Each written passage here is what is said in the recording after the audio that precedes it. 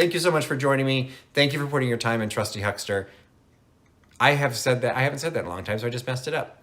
Well, if you got a dollar, well, just lousy down. You know that I got rhythm that could suit your budget fine. Hey, this is Patrick with Trusty Huckster Mercantile. Welcome to my channel, and welcome to my first haul video in quite some time. I have been quite a bit busy with work, been busy with community theater, I've been traveling, and just through a combination of things, I haven't really had a chance to do a lot of regular content videos. So I decided that, well, to a certain extent, my life is content. So on this last trip, I made several stops at antique shops, primarily sourcing for me. I am still selling on eBay, less so on Etsy, haven't really been active selling on Instagram or YouTube because of my schedule. So I really don't need to buy a lot of inventory to resell. So a lot of this trip was finding things that I wanted. So that's what this video is going to be. If you've seen some of my videos in the past, you know kind of what I collect a lot of different things, and I picked up a lot of different things along this trip. So I'm going to showcase a lot of those and hopefully maybe do some education and get some education from you, because there's a couple of pieces I need to research, and in some cases there's no better place to find information than from the very talented and knowledgeable friends of the YouTube vintage community. So starting out, I did quite a bit in metalware. I have a pewter collection. You can't see it behind me, but it's just off to the side, and there's a tray of it on my dining room table. So I did pick up a couple of extra pieces of pewter. I have a dough bowl that hold these little pewter measures, half gills, quarter gills. Most of what I have and what I want to collect are 19th century pieces. This one is 20th century. It's part of a much larger set. This is the smallest piece. It actually says right on the side that it's centiliter right on the side. It's got a stamp on the bottom. So it's much later than most of the ones that I have. But I didn't have this shape, and this one did pick up a decent amount of patina, so it'll look good in the collection. And I just loved this small size, so that's gonna go into the dough bowl along with the rest of them. What may also go in the dough bowl, but will be, it'll kind of be which one of these are not like the other, is this piece of pewter. So I went back and forth on this. It wasn't expensive, but it wasn't cheap either. And I didn't know what it was. So if you look at it closely, there's no spout. There's no specific way to pour. It's like even like this little measure, there's a little spout on the front. So, you know, this is actually designed to pour as opposed to be a tankard. This one does not have a spout, but I also can't imagine it's a tankard because this is a tiny, tiny little opening at the top. So it's kind of like a giant measure. I didn't find any marks on the piece itself. However, on the bottom, somebody etched their name, Beck. I could be the maker, although I have a feeling that might be more likely somebody who owned it, marked it, because they didn't want someone else to take it, but I could be wrong. And then there's some touch marks on there that I've had a hard time investigating. They're not coming up super clear, so maybe I'll drop a picture in of them. But there are the initials FZ, and then there is a lion, and there's two touch marks on the bottom. So I've heard about the angel touch mark. A couple pieces I have an angel. This is not an angel, but I don't know necessarily what this mark is. With the way it's manufactured, this is something I'm still learning about the pewter that I have. It is rolled, so there's a seam here. The seam itself, I can feel kind of a little bit of the overlap and then kind of where it was welded, for lack of a better term. So it wasn't just hammered for one piece, it was rolled. Applied handle kind of has this cool little part of the bottom. And then the top of it, this piece appears to have been capped over, and then that's what the handle is attached to. So again, I like the patina, so I like the looks of it. In some cases, I do like to have and know what I have and go for the older pieces, but sometimes it isn't a question. I just like what something looks like, and it was just a different shape. I don't have this shape. So I picked this up. If you happen to know anything about this, if you happen to know Mr. or Mrs. Beck, if that happens to be a maker, and if you know anything about the lion mark, I Googled quite a bit of it while I was in the shop. Could not really find anything, could not Google image anything that came up with this. And again, that doesn't mean it's rare. It's just I couldn't find the right angle, the right combination to find this. So people that might know pewter better than I do, it's a collection that I'm trying to build, and I would like to build it quality over quantity, but it is kind of a cool looking piece. So it'll stay in the collection for a while. Turns out that it's, you know, modern reproduction. Maybe I don't keep it forever, but it'll look good for now. So I did get 2 pieces of pewter. And one of the things that I do like to do, particularly when I'm on a longer trip, this last one was a combination of vacation and business. I do kind of have a mental goal to not go too deep into any one collection. I try and mix it up a little bit because I have so many different collections. A lot of times some of them get forgotten because I get focused on something else and all my free money goes into that. So I did pick up 2 pieces of pewter. I was super happy with that, and then I'd be done. So the pewter was done, but I wasn't done with picking up metalware. So I'm in the process of trying to figure out how to redo part of my kitchen.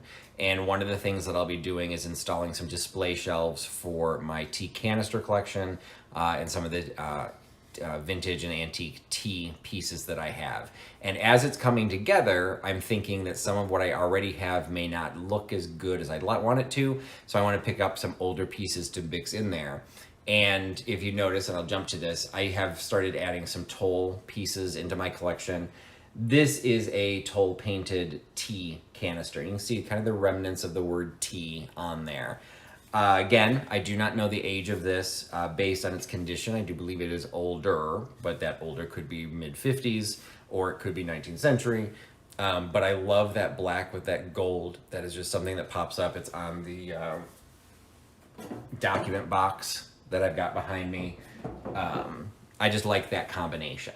So it's getting into that rusty and crusty, which I'm not a huge fan of or proponent of. I tend to only carry things that don't have any damage, but that gets into my glass and my porcelain. When it comes to stuff like this, I think that kind of look just adds to the interest of the piece, and I think that's gonna look great on my shelf. In addition, in the same antique mall, I found this version, which appears once upon a time might have had a lithographic print on there, but it's lost all of its color, I guess. But again, you can barely see the remnants of the word tea. So again, we've got another tea canister. And that's actually one of the weird things that I was doing when I was developing the rest of my tea canister collection. They always had to say tea. It couldn't just be the right size. It couldn't be part of a larger set, and it was the small one, so therefore it held tea. It had to say tea, whether it said it in English. I think I have one in French. I have one in Dutch. You could say it in any language, but it needed to say the word tea. So I'm kind of holding to that, and I found this piece, and it actually says tea. This one I'm cheating a little bit, although it does still say tea. But the design of this one is embossed. And again, it's a tea canister. This is an Asian style canister. Again, a little bit larger than the other ones. But this one, if you look really closely, oh wait, I lost it. In the urn there, I mean, hopefully you can see it, it says tea across the front of the urn. So it does say the word tea, you just have to, it's like a Where's Waldo trying to find it. So I did get 3 canisters. Again, I have to be careful with the size because the shelves I'm putting up are not very deep. So this is actually going to be, this is going to be close, but I think this is going to fit. I need to carry my measurements, but I haven't installed it yet, so I don't have those measurements, but I think that'll be okay. So I'm excited to add to that because I haven't added to that collection in quite some time because I knew it was moving from my kitchen counter up to these shelves. I'm going to have to purge it. I'll be selling a bunch of the pieces that I'm not keeping. It served its purpose for the last several years.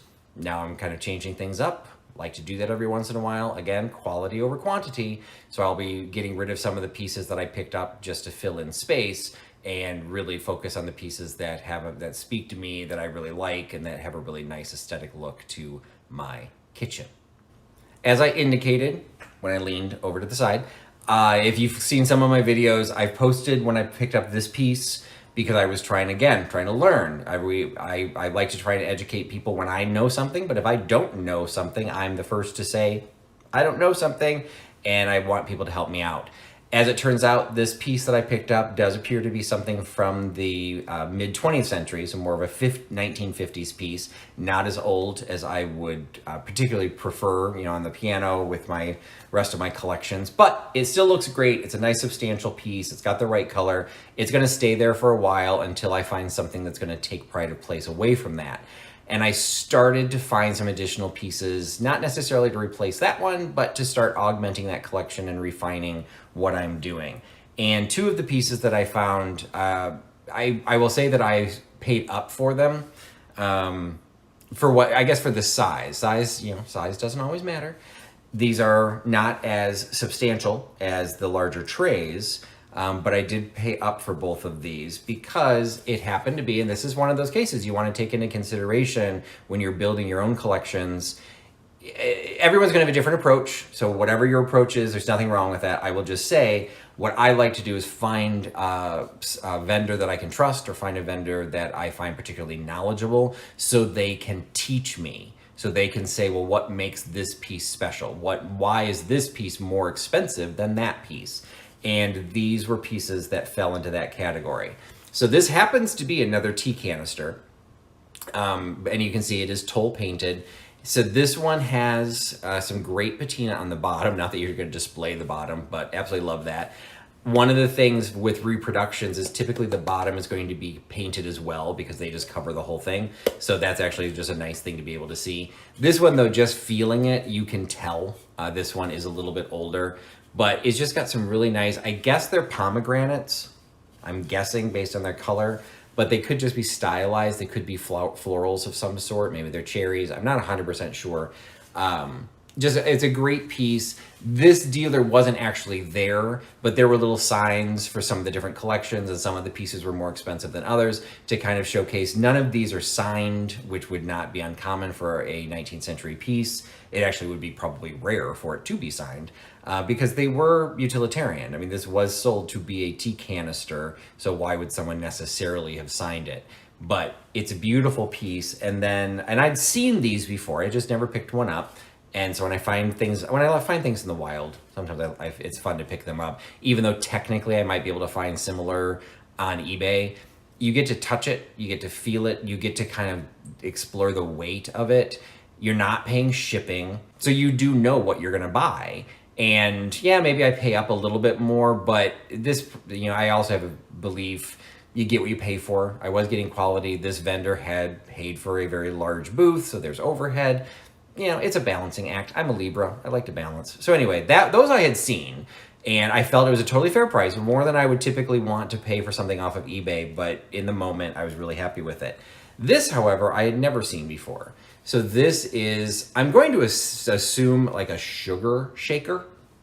I don't know what else this would be used for. I think it's too tall. I was talking to a friend, and they said, well, they had discovered or had heard about the sanders, where when you're doing with fountain pen and ink, you can have like a little pounce pot or a little sander that you would dust it. I don't think it would be this big. With that said, I'm not sure if sugar would be this big either. But so if you have any ideas what this is, what's kind of quaint about it, the holes are not all the same size. So I found that kind of interesting. But it is painted on all sides. It's just, again, it's a very simple design, but it's going to look great with my decor. It's just got the right color combinations. It's a beautiful piece. It's a different shape. The fact that it is a shaker. It might stay in the kitchen, but I don't think it has to. I think at this point, it just becomes a beautiful work of art that I've not even seen on eBay. And eBay, you kind of get an idea of all types of things that are offered. So when you come across something you haven't even been able to find on eBay, again, I'm not going to say it's rare, but it was one of those, you know what? I do really like it. It is speaking to me. It's more than I really had planned to spend, but I'm going to spend it because it's a cool piece and I'm going to take advantage of it. So those were the smaller pieces of toll that I picked up. But I did pick up some competition for the big boy. So I did pick up some trays. I actually picked up 3 trays of various sizes. As I'm trying to educate myself and learn a little bit more. And even during the trip, I think I discovered a few pieces and recognized that this piece, while substantial, and actually comparable to the one behind me. This is one of the pieces that is actually later. At the time I was buying it, I felt, you know what, I think this could actually be older. But then as I started comparing it to a couple of the other pieces, again, looking at booths and vendors that were more knowledgeable, I could actually start telling the difference. Some of it is just the way it flexes. It's kind of like an old TV tray. So like some of these things I feel like after the fact, why didn't I catch those? But that's why you learn, and that's how you learn. And I still find this beautiful. I'll still find a place for it. It may not stay in my permanent collection, but until I get rid of it, it's a very substantial piece.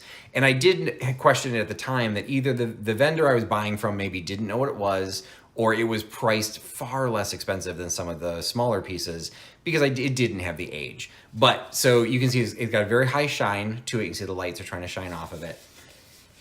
It's very, very clean on the back. That's also a very good indication. As some cases, if you have something you want to be over 100 years old, it needs to look like it was handled for over 100 years. This is very clean. There's not a lot of scratches. There's no, serious, couple dents, but that can happen after owning something for a day. So it's just in really good condition. But the one thing that I think is starting to show a little, I can try and tell a little difference, and Scott from the old Curiosity Shop was trying to teach me this, but it's very difficult to do that over a phone call or a text, is it's the way the edges are curled. This is a very rounded edge. And at the time I felt it, it's like, well, it's not quite as puffy as this one. This one, after I bought it, when you feel it, it's very large, and in comparison, it's kind of clunky. This is a little bit smaller, but it's still very uniformly curled because there was a machine that was able to do it. In the 19th century, they were doing it by hand, so it would be ununiform as you went around because it was either being hand crimped or it was being hammered, so it wouldn't be quite as round. It'd be a little bit flatter, and you'd find a little bit of unevenness. It's still a beautiful piece, and I have no regrets for what I paid for it. It will go in, it's probably going to go in the background of one of my bookcases just to give some backdrop to it. And it's going to look perfect in that location. So it's not going to necessarily have pride of place, but it's a substantial piece. I will be able to get some use out of it. And at some point, and I don't need it anymore, I can resell it as the still vintage piece that it is. And probably even regain my money because I thought I did get a good price on this. It's just not as old. If you start comparing that to then the next largest, this is quite a bit smaller, but the next piece, and this is a perfect example. So this was actually at an antique store. This was not a mall, this was an actual store. And so I met the owner. It was an absolutely amazing antique store. It's called Antique Revival. It's in Western New York, between Corning and Elmira. Can't remember the name of the town, but it's called Antique Revival. They sell on eBay and Cherish and First Dibs as well. Very high-end pieces.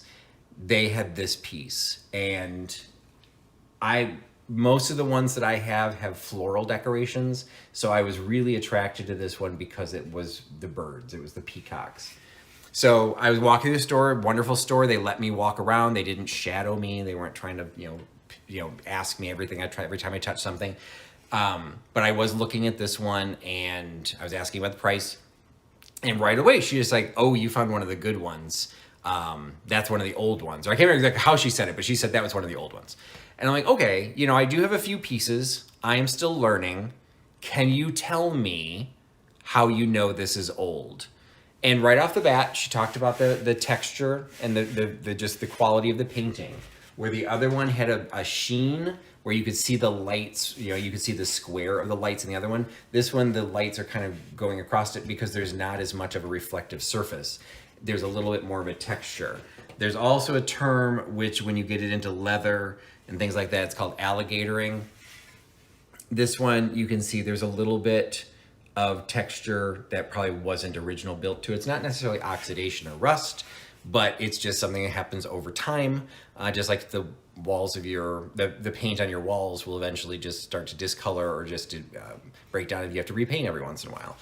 It's just an older piece. And that was where she started talking about she was talking about the edges as well. So you can see in some cases the edges didn't come together exactly perfectly Because again, they're doing these things by hand or with very rudimentary machines. So this one does still have a little meat to it. So that's where, again, that's where I was a little thrown by the other one. But as you feel them and as you compare the two, you can actually tell the difference. That's why in some cases, you just have to get out and about and find some quality, go to the quality antique shops, go to the quality antique fairs. Even if you don't buy something, be able to handle them and ask questions and be able to say, okay, that's why this is more valuable than this one. Don't get into what's more expensive or what's cheap. Like, this is why this one's more valuable than that one because of the design. And then when you're in the wild, you can use some of those applications. This one, I'm still on the fence about. This one has a combination. It has a little bit of the texture, has a little bit of the wear of the paint. It's not quite as much alligatoring, but there's a little bit into that. I'm holding it upside down. It's more of a stencil design, which some of the stencil ones I found were more recent. However, the difference with this one is a lot of the stencil designs, when you looked at them, the way they were painted, like this one has these little gold highlights, but just in this flower, the gold highlight would go all the way across the stencil, like somebody was airbrushing the design. So yes, you got some color variation, but you got it in a very highly produced, manufactured way. This one, somebody actually took the time to add the detailing so that this flower got different colors than this flower. This has different highlights than this one. So it was done a little bit more with a hand touch. It's definitely not from the 80s, which is when my mother was doing toll painting. Those I can find fairly regularly, and a lot of those are on wood, but my mother did them on metal as well. Those you can tell, those were one stroke loaded paintbrushes. Those also have a very distinct look. So this is older than that. I do think it is older than the 50s, but I did not pay a price that justified it. But I also bought it in a antique mall where this was kind of like the only old thing in the booth. Like, they were also selling Beanie Babies and stuff. So there's nothing wrong with that. Not that I'm going to buy them, but you know, everyone makes their money doing it different ways. But George from the Antique Nomad has talked about it. Sometimes if you want to find a good deal, and it kind of goes both ways, but if you find something that doesn't look like it belongs, it's because that vendor probably did an estate sale or did like some sort of a closeout and just got a bunch of random stuff that they don't know anything about. So they may either be underpricing it, or I found it the other way where they're like, oh, that is a piece of crystal and therefore it must be worth $1,000 and it's actually worth like $5,000. So you never know, but this was one of those cases that, all right, they didn't know what they had. That vendor wasn't going to be able to answer any questions for me. It was a pretty piece. The back is flatter, so it's similar to some of the other ones that were a little bit older. It does appear to have been pressed, and there's a lot more age on the back. So you can see it's scratched through and there's oxidation all the way down to the metal. So, you know, I think this is older. Doesn't matter. It's a beautiful piece. And if I find out later, like, oh no, that's just from the 40s. Submission still makes it old, but it's not 19th century. It's still going to be a gorgeous piece and also live in my collection and live in my heart for a while. Unless I want to replace it. So that's, again, the benefit of being a reseller is I can pick up things like this as long as I don't feel like I'm overpaying them. Even if I decide later it was a mistake and it wasn't right for my collection, or I get tired of it and want to pass it on, I actually have a place to pass it on and I will be able to sell it. So all three of these will go into my collections in some way. And I may start showing how I'm decorating with them because I now have 1, 2, 3, 4, 5, 6, 7, 8, 9, 10. I now have 11 pieces of toleware. So I'm getting to the point where I need to start paying attention to what I'm doing so that as I buy things, I have a place to put them. So I will be doing more of that as I go. But those were some of the pieces that I picked up from New York and Pennsylvania. I didn't tell you where I was. New York, Pennsylvania, and Ohio. A couple of the pieces were from New York. Most of them were from Ohio. And now that I said Pennsylvania, I was in Pennsylvania for work, and I actually don't think I bought anything while I was in Pennsylvania. So I drove through Pennsylvania, but I didn't actually pick anything up. So I think this video is actually getting fairly long, so I'm gonna stop it here and maybe do a part 2 of some of my other pieces, because I did buy more than metal, but for right now, I'm a talker. So hopefully you found it interesting. If you have any information that you would like to share, how you can differentiate. I got an email from somebody about this one, that their mother had the exact same one. Same design, the holes on the edges, so those are the types of things like, okay, that gives me a little bit more ammunition that this is, I got this as a wedding present from Marshall Fields, in 1956. Okay, it's still old, but it's not as old as I thought. If you've got any stories or how you can differentiate them or your tools and tips, or if you're a reseller, I would love to find fresh inventory as well. I definitely have all the Google alerts and everything set up on eBay to find new listings. But always looking to learn. So hope you liked learning with me. Hope you enjoyed seeing my collection. I am planning a few things for my channel. So, hopefully just keep subscribed, set up the alerts. So when I do post new things, you'll have an idea of what I'm working on. We'll start doing some live sales again. I'm not going to go heavy into them like I was. Definitely not going to be doing them weekly, but we'll try and do them off and on because, again, they're kind of fun. I just have to be able to do them as they fit with the rest of my schedule. So again, thank you so much for joining me. Thank you for putting your time in Trusty Huckster. I haven't said that in a long time, so I just messed it up. Thank you for putting your trust in Trusty Huckster, and I'll talk to you again soon. Bye. Well, show me a sign if you're wishing me to stay. Otherwise, I say goodbye, finish out the day. And that sunrise in the morning and you got nothing to say. Oh, that's when I'll be headed on my way.